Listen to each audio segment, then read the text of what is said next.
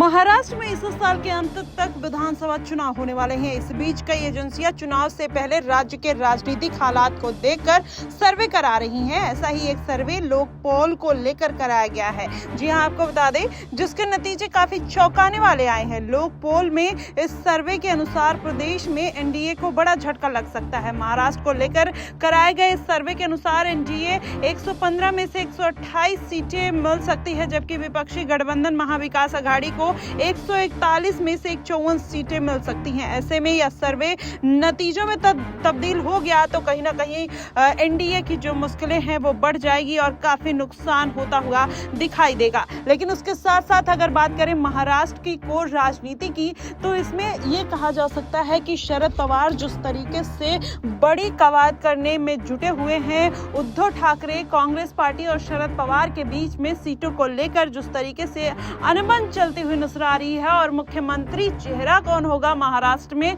कहीं ना कहीं इस पर भी अब कवायद तेज होते हुए नजर आ रही है। वहीं शरद पवार के बदलते हुए बयानों से कहीं ना कहीं यह साबित होता है कि यह गठबंधन में सब कुछ ठीक नहीं चल रहा है। सीएम चेहरे को लेकर जिस तरीके से उद्धव ठाकरे अड़े हुए हैं, उससे कहा जा रहा है कि शरद पवार भी अब सीएम चेहरे को लाने की बात करते हुए नजर आ रहे हैं। जी हाँ, कुछ दिन पहले शरद पवार पहले ये बोलते हुए नजर आते हैं कि हम कोई सीएम पद नहीं देंगे, लेकिन कुछ दिन बाद ही शरद पवार के सुर बदल जाते हैं और वो कहते हैं कि जो ज्यादा विधायक लेकर आएगा वो सीएम पद पाएगा। इस तरीके के बयानों से कहीं ना कहीं कांग्रेस पार्टी में और उद्धव गुट में हलचल मचती हुई नजर आती है। उसके बाद सुप्रिया सुले बयान देती हैं, ये बात कहती हुई नजर आती हैं कि नहीं, इस तरीके की कोई कवायद नहीं है, सीएम पद हम उद्धव जी को ही देखते हैं और कहीं ना कहीं वही सीएम पद पर बने रहेंगे। लेकिन उसके बावजूद शरद पवार भी जिस तरीके से अपने बयानों में बदलाव करते हुए नजर आते हैं, वहीं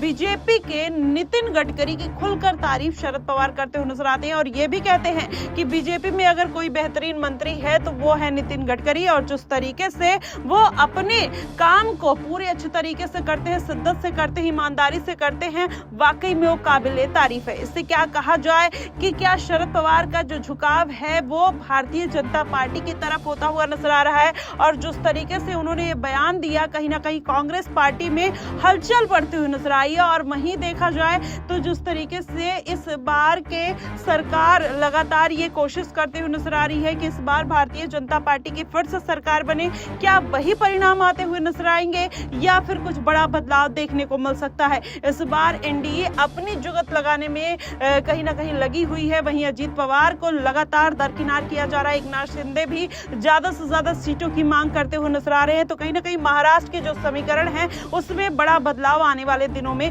देखने को मिल सकता है। और अगर ये बदलाव भारतीय जनता पार्टी के पक्ष में नहीं आए तो कहीं ना कहीं भारतीय जनता पार्टी इस बार महाराष्ट्र की राजनीति में बड़ा नुकसान कहीं ना कहीं उठाते हुए नजर आ सकती है।